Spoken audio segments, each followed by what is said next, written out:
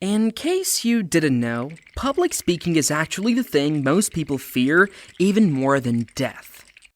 Yep, studies confirm it.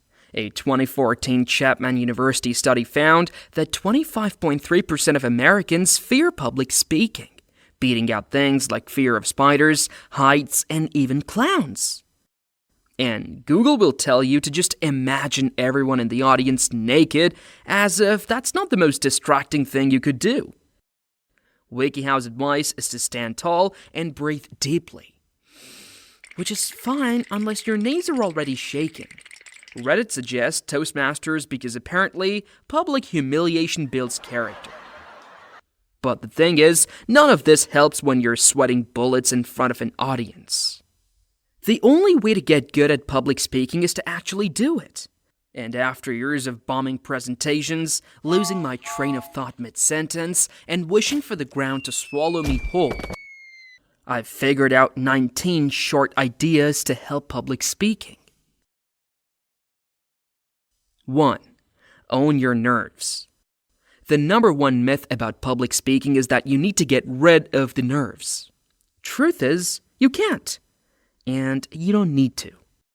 Feeling nervous isn't a bad thing. It's your body's way of saying, hey, this matters. Your body literally releases adrenaline, a hormone designed to prepare you for fight or flight. The good news? Adrenaline can actually sharpen your focus and energy if you use it right. Studies from the University of Rochester show that reframing your nerves as excitement can actually boost your performance. So, instead of panicking, the first thing to do is say, I'm not scared, I'm pumped. You're not lying to yourself, you're redirecting your mindset. Think of it as convincing yourself that broccoli tastes like steak. Number 2, talk with, not at your audience. A great speech isn't about you, it's about your audience. It's like a conversation just with more people and fewer interruptions. Think about it. Why do we love TED Talks? It's because speakers engage with us, not just preach at us. And studies from the University of Minnesota reveal that audiences retain 60% more when they feel involved. So, ditch the robotic script and interact. Smile, make eye contact, and adapt to their energy. Your audiences are humans, not statues. Number 3, start with a bang. You've got 10 seconds to hook your audience before their minds wander to Instagram. That's science.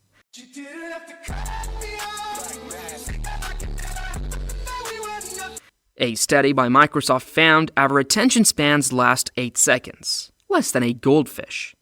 Skip the boring intros like, hi, my name is, and start with a joke, a surprising fact, or a bold statement that immediately pulls them in. For example, did you know fear of public speaking affects 75% of people? That means most of you would rather fight a bear than do what I'm doing right now. Boom, they're hooked. Number 4, keep your message simple. Your audience doesn't need a Tech Talk level deep dive into quantum mechanics. Stick to 3 main points. The more you say, the less they'll remember. Cognitive load theory shows that humans can only process about 4 to 5 chunks of information at once. If you're cramming 20 points into your speech, well, good luck with retention.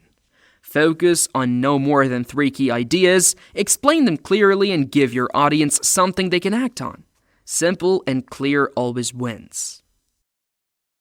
Number 5, the 5-second rule. Staring at the audience in silence will only make you more anxious. Commit to starting within 5 seconds of stepping on stage. Even if you fumble, it's better than waiting for courage that won't come. Remember, action kills anxiety. Number 6, find your anchor. There's always that one person in the crowd who looks interested, nodding, smiling, or just awake. Focus on them when the nerves hit. Psychologists call this anchoring, and it helps you feel grounded. Eventually, their energy spreads to the rest of the audience. Pause. Yeah, if you're enjoying this, hit that subscribe button and drop a sub in the comments. Do it, and I'll shout you out in the next video. Now, back to it. Number 7, tell a story. Data is great, but stories are what people remember. A Stanford study revealed that stories are 22 times more memorable than facts alone. Even if your topic is dry, weave in a personal anecdote or real-life example. It's the sugar that helps the medicine go down. Number 8, make eye contact like a pro. Eye contact builds trust, but staring at one person the whole time feels creepy. Use the Z-pattern trick. Start at the left side of the room, move your gaze to the middle, then to the right, and repeat. This makes everyone feel included without making anyone feel singled out. Bonus, it helps keep your nerves in check because you're focusing on connection, not performance. Number 9, laugh at yourself. Mess up? Great. Make a joke about it. Self-deprecating humor is disarming and makes you more relatable. According to one study, audiences perceive speakers who laugh at themselves as 30% more likable. Just don't overdo it. You're a speaker, not a stand-up comedian. Number 10, pause with purpose. Silence isn't awkward, it's powerful. Pausing gives your audience time to digest your words and builds anticipation. In fact, Barack Obama's speeches are famous for their strategic pauses. Try it. Say something important, pause, and let it land. Feels good, right? Number 11, use your hands. Research from Stanford University found that speakers who use hand gestures are seen as more confident and engaging. So wave, point, or emphasize. Just please do not overdo it. Flailing around like a wacky inflatable tube man won't help your case. Number 12, ask for interaction. Don't just talk, ask your audience questions. It can be as simple as, how many of you have ever felt nervous speaking in public? Raise your own hand to prompt them. See? Now you're not alone up there. Interaction breaks the monotony and makes your audience feel like part of the experience. Number 13, slow down. When you're nervous, your brain goes into overdrive and you end up speaking like an auctioneer on caffeine. Slow down. A comfortable pace is about 150 words per minute, according to speech experts. So anything faster, and they'll start zoning out.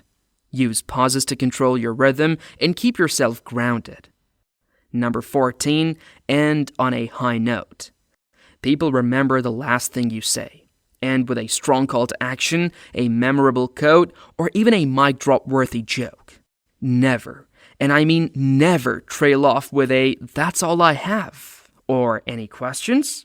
You're better than that. Number 15, practice in real settings.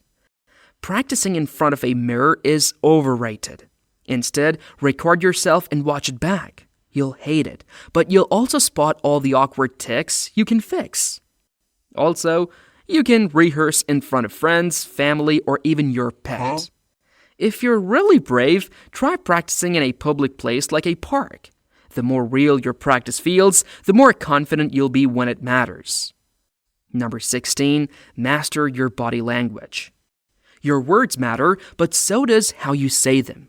Studies show that 55% of communication is nonverbal. Stand tall, use open gestures, and avoid crossing your arms or fidgeting. Confident body language not only makes you look composed, but also tricks your brain into feeling more confident. Number 17, learn to handle hecklers. It's bound to happen at some point. Someone interrupts, challenges you, or just looks bored. Don't panic. A calm, witty response can turn a heckler into a fan. For example, if someone says this is boring, you could reply, "Well, I'm glad you're still here." Most people leave before the good stuff starts.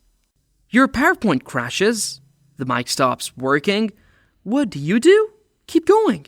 Always have a backup plan, whether it's printed slides, a memorized outline, or just winging it.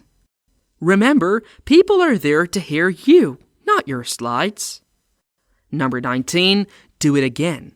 Public speaking is a skill, not a talent. Start small, speak up in meetings, volunteer to introduce someone, or give a toast at a party. Each tiny win builds your confidence. Eventually, speaking to 100 people will feel like talking to 5. Confidence is really just an act. Even the best speakers started off scared. Pretend you're a pro until you believe it. Studies show that acting confident can actually trick your brain into feeling confident.